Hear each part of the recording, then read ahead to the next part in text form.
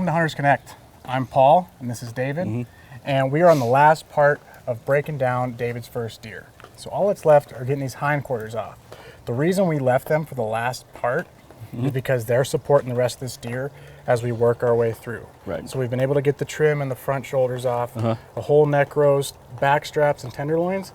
So what we're going to do is just make a few cuts around this pelvis bone and get those legs coming off the bone. Okay. We'll work around that hip joint, and one by one just get these off and get them ready to be processed. Okay. What we're going to do is just, you can feel that bone in there. You feel that? Yeah. Oh, yeah. Yeah. So basically what we're going to do is just make an incision down the middle and then work our way just like the rest along that and kind of peel away those layers. Oh, yeah. I see. Yep. So you're just using that pelvis bone as a guideline. Okay. Oh, yeah. You see how it starts to separate?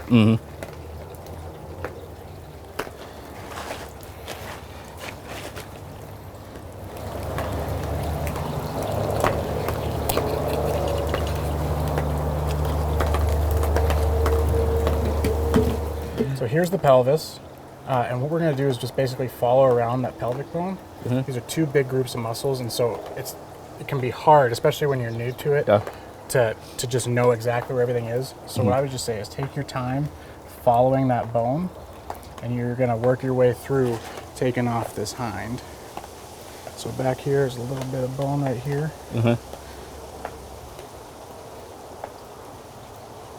Work around that. So this back hind, this back quarter, can be pretty intimidating. You know, it's a lot of muscles, it's a lot of connection. Stuff. But what I would say is just, be patient and just kind of feel your way around. Okay.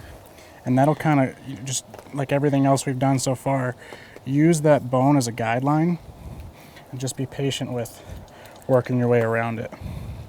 Because now we're coming up through there. There's a lot of fat on this hind part here.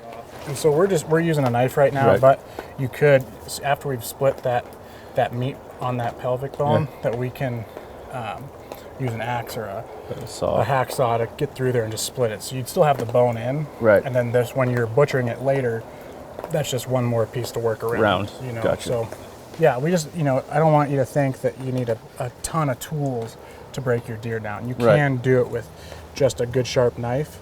But, down the road, if that's something that you decide you want to do, or say you were to roast the whole leg at once, and you wanted the bones in there, that's another avenue you could take. So we've just been following this pelvis around, and if you look in here, David, you can actually see where that hip joint, that ball socket, I see that. Start. Yeah. So what we're going to do is just keep working that away. Let's make sure that this is... that's starting to separate. I feel like the number one tip is follow the bone. Just follow the bone. I mean, it really is not going to mislead you, and then just kind of start to clear this stuff away. Yeah, I'm just cutting around the ball joint. There's like there's the pocket there, and then there's going to be some meat kind of connecting it. If you want to hold that knife real quick. And see how that starts to separate? Yeah. So take that knife. There's that little tendon in there. So now that leg's getting pretty much free, we're going to just keep freeing up that joint and just trim some of that meat that's connecting. Yeah, the hind quarter is very different than the front because the front's just connected by tissue, and this actually has a big joint in it. So as we get in there, just going to, on this back side of that ball joint, you'll see where it connects. And you just kind of start to separate that.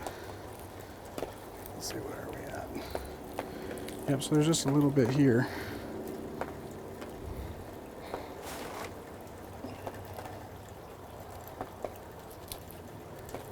Oh yeah. And see, just that little bit of weight and tension starts to peel that away. Yeah, there you go. Yeah, there you go. There's a hind quarter. Can you hold that up for a second? Oh, that'll sit on its own. Yeah. So yeah.